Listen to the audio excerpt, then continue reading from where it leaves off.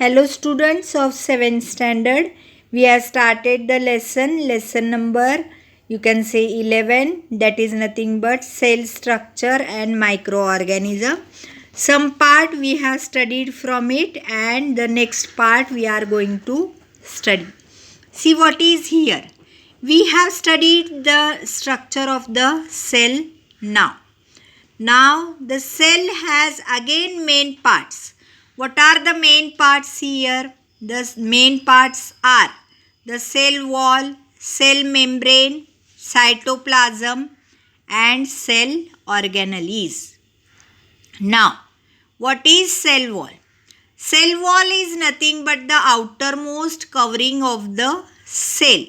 It is present in the plant cells. If you see the cell wall is nothing but the outermost covering of the cell and it is present in the cell walls in the plant cells only. Next, see there plasma membrane. Plasma membrane is also called as a cell membrane.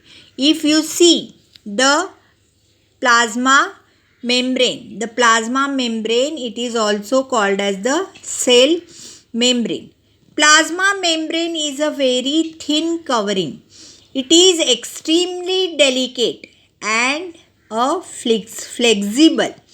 It is very delicate and it is the outermost covering of the animal cells. If you consider the animal cell, the plasma membrane will be the outermost covering into the animal cells. Next comes the cytoplasm. Cytoplasm is nothing but a liquid part which is present in the cell. Now, the present part, see here the liquid part which is present in the cell or you can say which is present around the nucleus is called as the cytoplasm. It occupies the space between the plasma membrane and nucleus. That means this cytoplasm is present between the you can say plasma membrane and the nucleus. Now, see here the cell organelles are scattered in the cytoplasm. All these cell organelles are present in the you can say cytoplasm. Next, see there cell organelles. These mainly include nucleus, endoplasmic reticulum, then again Golgi bodies, lysosomes, mitochondria, vacuole, plastids, plant cells. Plant cells contain chloroplast also. Now see which are the common components of plant and animal cells that you have to find out. The nucleus is the most important organelle of the cell. Now, if you consider nucleus may be present into the cell, it may be present into the center of the cell or it may be present at the periphery of the cell. Now, see there is a porous double membrane around it.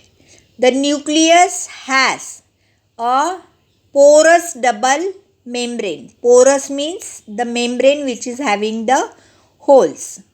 The nucleus controls the functions of the cells. That means all of the functions are controlled by the nucleus. Then see here the endoplasmic reticulum is sprawling net-like organelle. Endoplasmic reticulum is net-like you can say organelle. Its function is to make necessary changes in the proteins produced by the ribosomes and send them to the, you can say, Golgi bodies. So what is its function? The function of the endoplasmic reticulum is to produce the proteins and send it to the Golgi bodies. Now these Golgi bodies are made up of several flat sacs. The Golgi bodies are made up of several flat-like sacs. Their function is to distribute the proteins. What is their function? Their function is to distribute the proteins.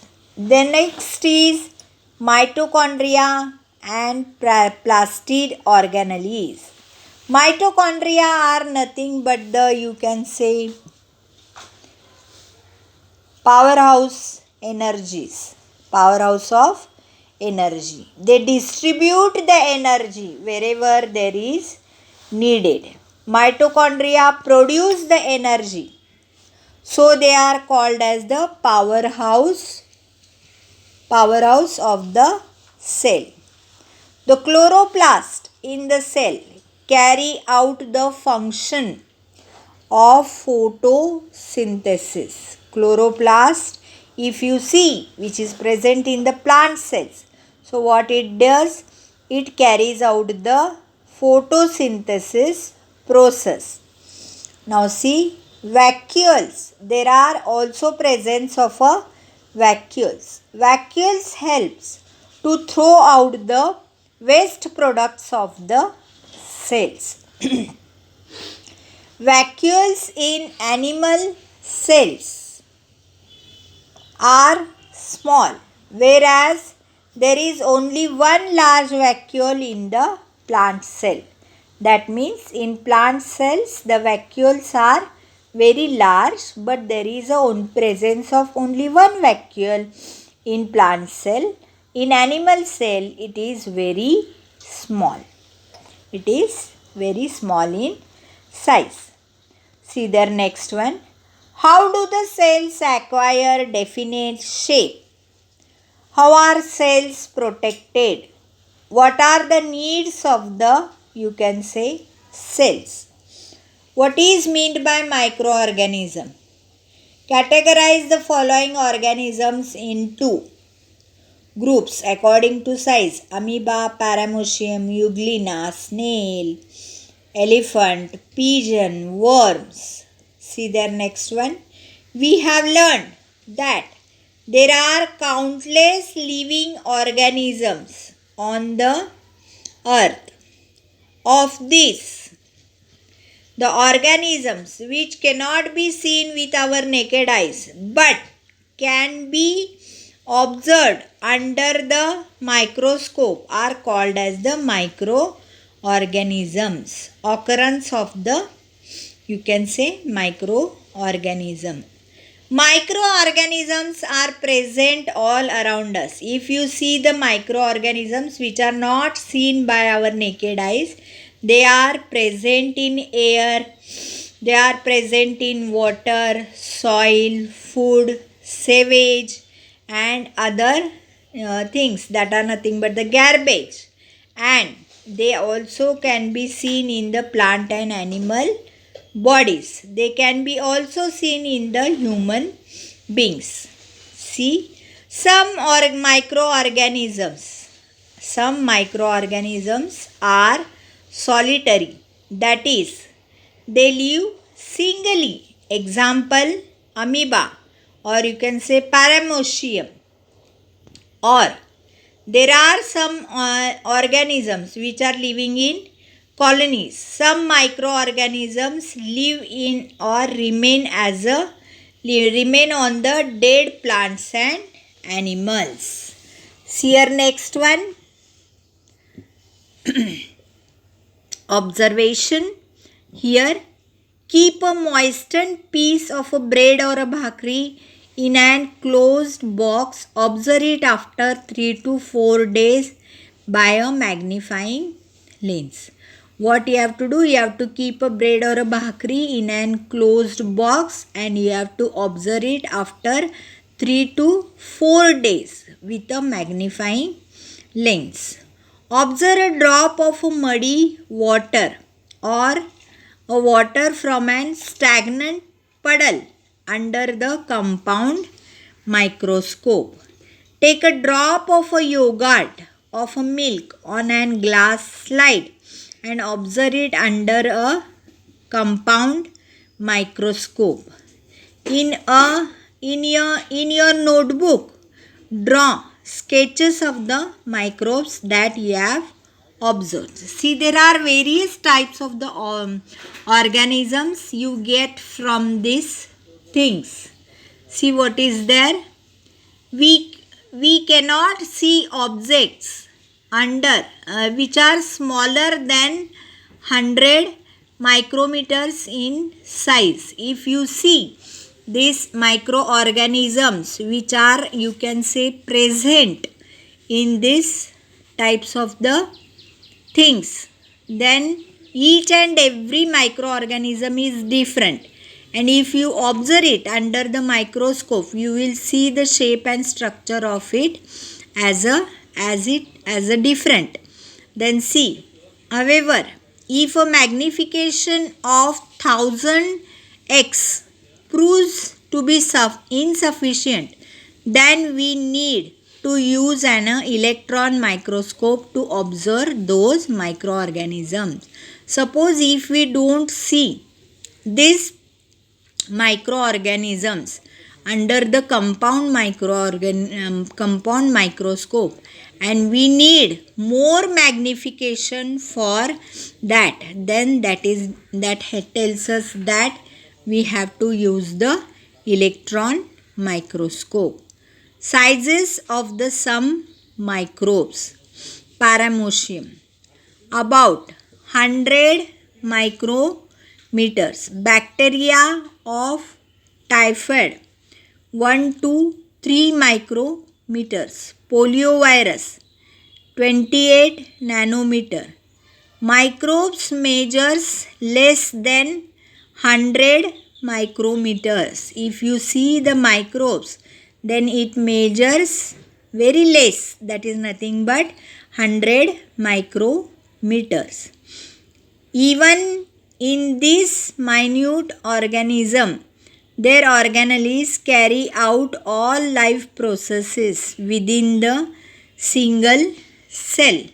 See here what happens. These organisms carry out all their processes in their body. Now, can the point of a needle accommodate microorganisms? Yes.